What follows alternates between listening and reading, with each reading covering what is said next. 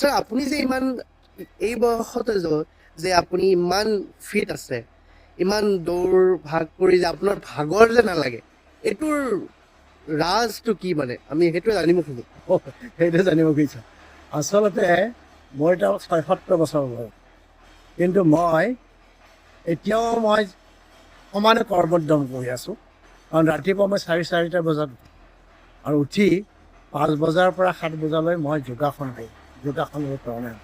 আমাৰ এটা ইয়াতে যুৱৰীৰ সংঘ আছে, য'ত আমি বহুত কেইজন মানুহ লগ হৈ সদায় যোগাসন কৰোঁ, প্ৰাণায়াম কৰোঁ, আৰু সেইটোৱে মোক যথেষ্ট শক্তি দিছে। আৰু শক্তি দিছে এইকাৰণে যে মই এতিয়া খোজকাঢ়ি ফুৰিব পাৰোঁ, মই উঠিব পাৰোঁ, আনকি মই ৬-৭ মহলীয়া বিল্ডিঙতো মই নিজে খোজকাঢ়ি উঠি যাব পাৰোঁ। গতিকে সেইটো এটা ডাঙৰ মানে ফিজিকেল লেভেল। দ্বিতীয়তে আমাৰ আধ্যাত্মিকভাৱে যথেষ্ট উৎকৰ্ষ সাধন হয় আমাৰ এই যোগ প্ৰণামত।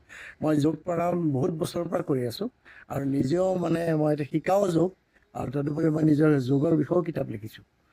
গতিকে এইকাৰণে মই এইটো খুব ভাল পাওঁ যে ই মানুহক শাৰীৰিক, মানসিক আৰু আধ্যাত্মিকভাৱে বহুত উৎকৰ্ষ সাধন কৰে, আৰু সেইটো মই নিজৰ ক্ষেত্ৰতে মই প্ৰমাণ পাইছোঁ।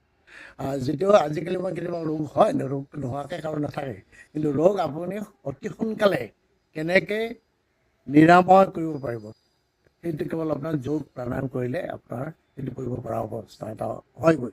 গতিকে মই সেইটো ক্ষেত্ৰতে মই খুব মনোযোগ দিওঁ, আৰু সকলোকে এইটো ক্ষেত্ৰত মই ক'বলৈ বিচাৰোঁ যে যোগ প্ৰাণায়াম কৰক। ই আপোনাক অকল স্বাস্থ্য ভালেই নাৰাখে, আৰু ই আপোনাক সামাজিকভাৱেও আপোনাৰ মানুহৰ লগত মিলা মিছা কৰিবলৈ, মানুহৰ লগত কথা পাতিবলৈ সকলো ধৰণৰ সহায় সুবিধা আপোনাক আনি দিয়ে।